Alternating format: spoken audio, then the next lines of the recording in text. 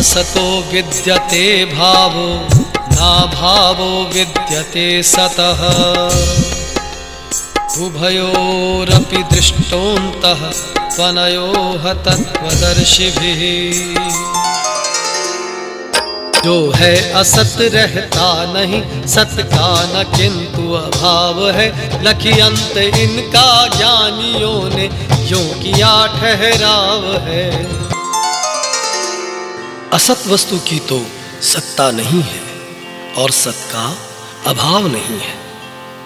इस प्रकार इन दोनों का ही तत्वज्ञानी पुरुषों द्वारा देखा गया है। अविनाशी तु तद्विद्धि येन सर्वमिदं ततम् विनाशम् अव्ययस्यास्य न कश्चित् कर्तुमर्हति। यह याद रख अविनाशी है जिसने किया जग व्याप है। अविनाशी का नाशक नहीं कोई नहीं पर्याय है। नाश रहित तो तू उसको जान जिससे यह संपूर्ण जगत दृश्य वर्ग व्याप्त है। इस अविनाशी का विनाश करने में कोई भी समर्थ नहीं है।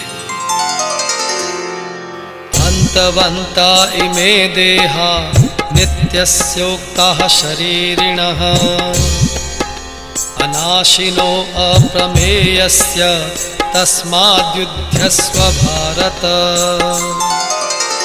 इस देह में आत्मा अचिंत्य सदैव अविनाशी अमर, पर देह उसकी नष्ट होती अस्तु अर्जुन युद्ध कर। इस नाश रहित अप्रमेय नित्य स्वरूप जीवात्मा के ये सब शरीर नाशवान कहे गए हैं। इसलिए हे भरतवंशी अर्जुन तू युद्ध कर। यैनं वेत्ति हन्तारं यश्चैनं मन्यते हतम् उभौ तौ न विजानीतो नायं हन्ति न हन्यते। है जीव मरने मारने वाला यही जो मानते, यह मारता मरता नहीं दोनों नवे जन जानते। जो इस आत्मा को मारने वाला समझता है तथा जो इसको मरा मानता है वे दोनों ही नहीं जानते, क्योंकि यह आत्मा वास्तव में न तो किसी को मारता है और न किसी के द्वारा मारा जाता है। न जायते म्रियते वा कदाचिन्नायं भूत्वा भविता वा न भूयः अजो नित्यः शाश्वतोऽयं पुराणो न हन्यते हन्यमाने शरीरे। मरता न लेता जन्म अब है फिर यहीं होगा कहीं, शाश्वत पुरातन अज अमर तन बध किए मरता नहीं। यह आत्मा किसी काल में भी न तो जन्मता है और न मरता ही है, तथा न यह उत्पन्न होकर फिर होने वाला ही है, क्योंकि यह अजन्मा नित्य सनातन और पुरातन है। शरीर के मारे जाने पर भी यह नहीं मारा जाता। वेदा विनाशिनं नित्यं यैनं अजमव्ययम् कथं स पुरुषः पार्थ कम घातयति हन्तिकम्। अव्यय अजन्मा नित्य अविनाशी इसे जो जानता, कैसे किसी का वध कराता और करता है बता। हे पृथापुत्र अर्जुन, जो पुरुष इस आत्मा को नाश रहित नित्य अजन्मा और अव्यय जानता है, वह पुरुष कैसे किसको मरवाता है और कैसे किसको मारता है। वासांसि जीर्णानि यथा विहाय नवानि गृह्णाति नरोपराणि तथा शरीराणि विहाय जीर्णान्यन्यानि संयाति नवानि देहि। जैसे पुराने त्याग कर नर वस्त्र नव बदले सभी, यो जीर्ण तन को त्याग नूतन देह धरता जीव भी। जैसे मनुष्य पुराने वस्त्रों को त्याग कर दूसरे नए वस्त्रों को ग्रहण करता है, वैसे ही जीवात्मा पुराने शरीरों को त्याग कर दूसरे नए शरीरों को प्राप्त होता है। नैनं छिन्दन्ति शस्त्राणि नैनं दहति पावकः न चैनं क्लेदयन्त्यापो न शोषयति मारुतः। आत्मा न कटता शस्त्र से है, आग से जलता नहीं, सूखे न आत्मा वायु से, जल से कभी गलता नहीं।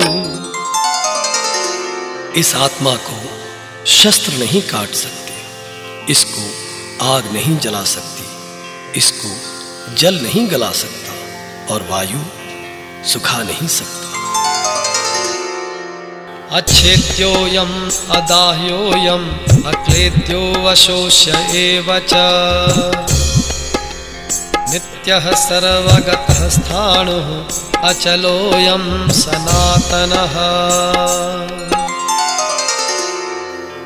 छिदने न जलने और गलने सूखने वाला कभी, यह नित्य निश्चल फिर सनातन और है सर्वत्र भी। क्योंकि यह आत्मा अच्छेद्य है, यह आत्मा अदाह्य अक्लेद्य और निसंदेह अशोष्य है, तथा यह आत्मा नित्य सर्वव्यापी अचल स्थिर रहने वाला और सनातन है। अव्यक्तोऽयम् अचिन्त्योऽयम् अविकार्यो अयमुच्यते तस्मादेवं विदित्वैनं नानुशोचितुम् अर्हसि। इंद्रिय पहुँच से है परे, मन चिंतना से दूर है, अविकार इसको जान दुख में व्यर्थ रहना चूर है। यह आत्मा अव्यक्त है, यह आत्मा अचिंत्य है और यह आत्मा विकार रहित कहा जाता है। इससे हे अर्जुन, इस आत्मा को उपर्युक्त प्रकार से जानकर तू शोक करने को योग्य नहीं है, अर्थात तुझे शोक करना उचित नहीं है। अथ चैनं नित्यजातं नित्यं वा मन्यसे मृतं तथापि त्वं महाबाहो नैवं शोचितुमर्हसि। यदि मानते हो नित्य मरता जन्मता रहता यहीं, तो भी महाबाहो उचित ऐसी कभी चिंता नहीं। किंतु यदि तू इस आत्मा को सदा जन्मने वाला तथा सदा मरने वाला मानता हो, तो भी हे महाबाहो, तो इस प्रकार शोक करने को योग्य नहीं है। जातस्य हि ध्रुवो मृत्युः ध्रुवं जन्म मृतस्य च तस्मादपरिहार्येऽर्थे न त्वं शोचितुम् अर्हसि। जन्मे हुए मरते मरे निश्चय जन्म लेते कहीं, ऐसी अटल जो बात है उसकी उचित चिंता नहीं। क्योंकि इस मान्यता के अनुसार जन्मे हुए की मृत्यु निश्चित है और मरे हुए का जन्म निश्चित है, इससे भी इस बिना उपाय वाले विषय में तू शोक करने को योग्य नहीं है। अव्यक्तादीनि भूतानि व्यक्तमध्यानि भारत अव्यक्तनिधनान्येव तत्र का परिदेवना। अव्यक्त प्राणी आदि में है, मध्य में दिखते सभी, फिर अंत में अव्यक्त क्या, इसकी उचित चिंता कभी। हे अर्जुन, संपूर्ण प्राणी जन्म से पहले अप्रकट थे और मरने के बाद भी अप्रकट हो जाने वाले, केवल बीच में ही प्रकट है। फिर ऐसी स्थिति में क्या शोक करना है। आश्चर्यवत् पश्यति कश्चिदेनम्, आश्चर्यवत् वदति तथैव चान्यः, आश्चर्यवच्चैनमन्यः शृणोति, श्रुत्वाप्येनं वेद न चैव कश्चित्। कुछ देखते आश्चर्य से आश्चर्यवत कहते कहीं, कोई सुने आश्चर्यवत पहचानता फिर भी नहीं।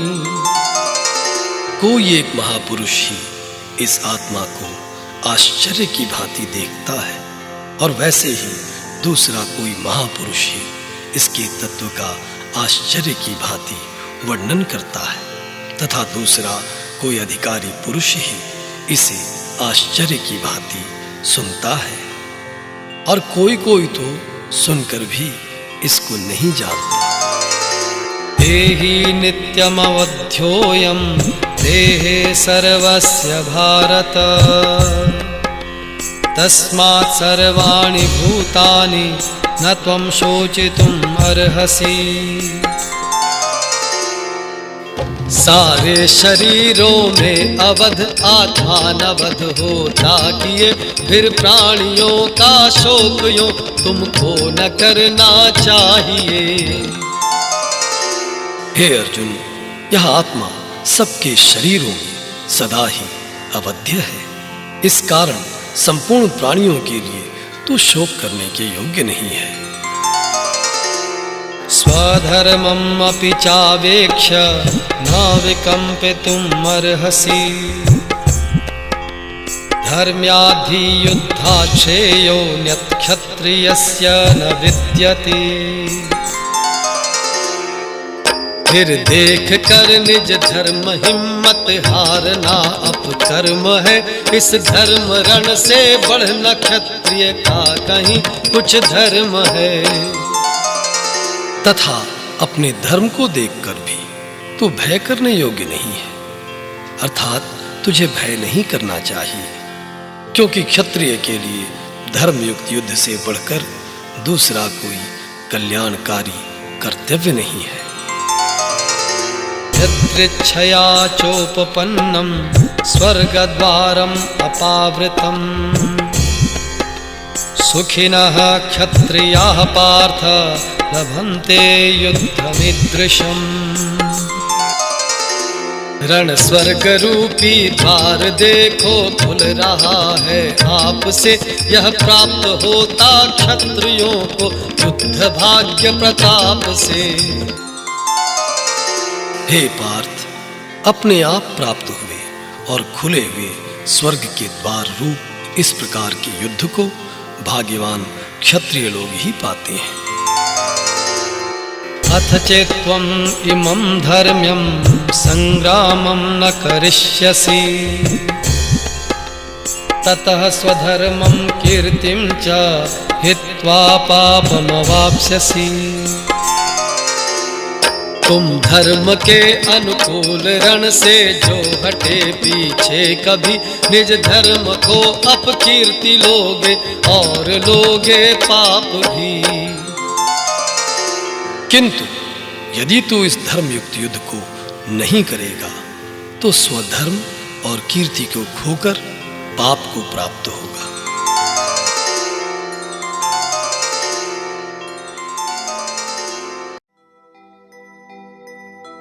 मूकं करोति वाचालं पंगुं लंघयते गिरिं, यत्कृपातमहं वन्दे परमानन्दमाधवम्।